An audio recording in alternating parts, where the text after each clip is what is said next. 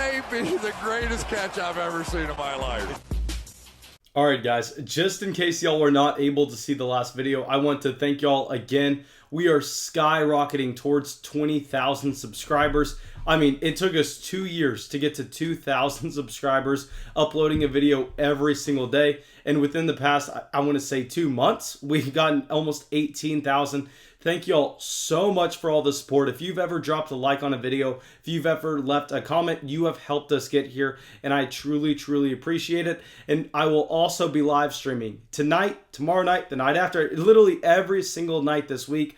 On Monday and Thursday, I'll be live streaming after the games. On Tuesday, Wednesday, Friday, and Saturday, we will be live streaming at 9 p.m. Central. Now make sure you have that bell next to the subscribe button hit. You're going to get notified when we go live, and I'll be only answering the general chat questions for the first 15 minutes. That way I can get to as many of your questions as possible before I switch over to the donation questions. So please, it's very important to come into the stream early. But let's get into the video and let's talk about 5 wide receivers that I think we need to be prioritizing off the waiver wire this week. And we are going to do this in order from the least available to the most available to really cover the shallow leagues, the deep leagues, and everything in between. And let's start it off with Corey Davis, who's available in 33% of Yahoo Fantasy Football leagues right now. So pretty much 1 out of every 3 of y'all are going to have a shot at Corey Davis, who is coming off a performance where he saw 10 targets, got 8 receptions, 128 yards, and 1 touchdown.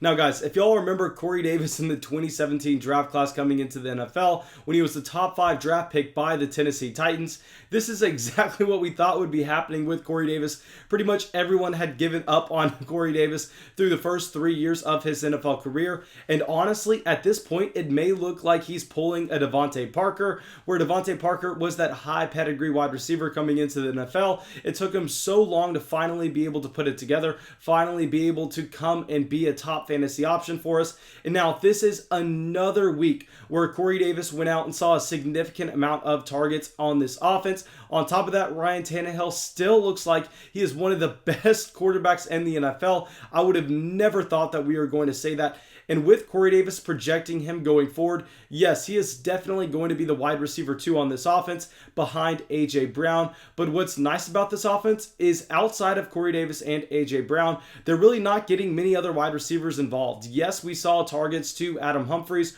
earlier on this season, but that's actually when A.J. Brown was out of the offense. So we've seen the consistent condensed target tree for the wide receivers on this team, where we can expect both A.J. Brown and Corey Davis to be productive every single week with how efficient Ryan Tannehill has been, dating all the way back to the end of 2019. So with Corey Davis, guys, I think that at this point, we have to assume that he's going to be a high-end wide receiver 3, a low-end wide receiver 2 for the rest of the season. Definitely my number 1 pickup off the waiver wire this week. I'm really trying to get him on our rosters.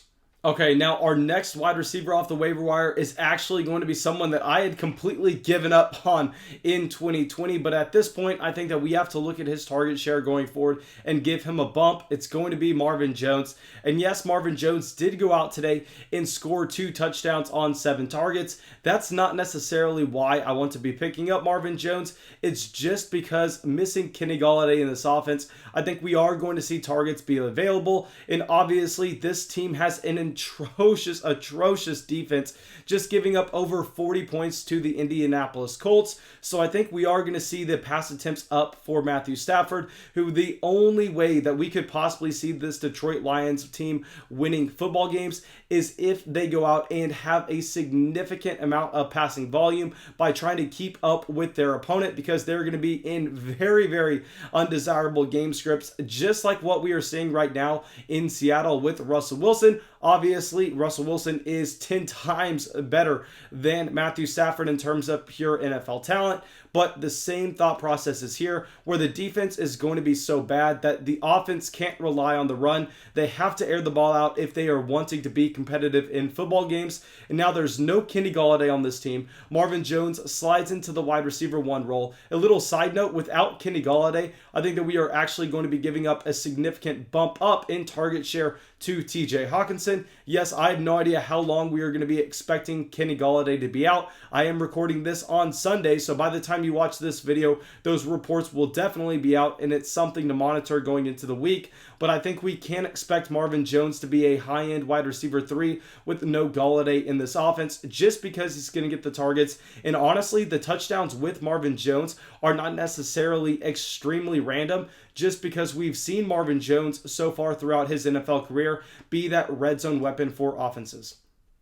Okay, now our next wide receiver, someone very surprising, just continuing to emerge, is Curtis Samuel. Yes, with Curtis Samuel, we actually really liked the talent in the 2017 draft class, and he's continued to progress in terms of what he's able to provide for the Carolina Panthers. Obviously, the problem with Curtis Samuel is just not getting the opportunity, because with Robbie Anderson coming in, Anderson assumed this ex-alpha wide receiver role for the Carolina Panthers. DJ Moore has been that field stretcher. Curtis Samuel's been operating a little bit more as a gadget type player, getting carries out of the backfield as well. And I'll say that's the one thing that makes me a little bit hesitant to really come out here and be extremely bullish on Curtis Samuel, because I think we saw an uptick in his usage due to the fact that there was no Christian McCaffrey in this offense. Now that McCaffrey's going to be back, I think that we see Curtis Samuel seeing his snaps go down a little bit, seeing his touches go down a little bit, but we can't ignore the fact that this wide receiver is continuing to progress in this offense, coming off of a performance where he went over 50 yards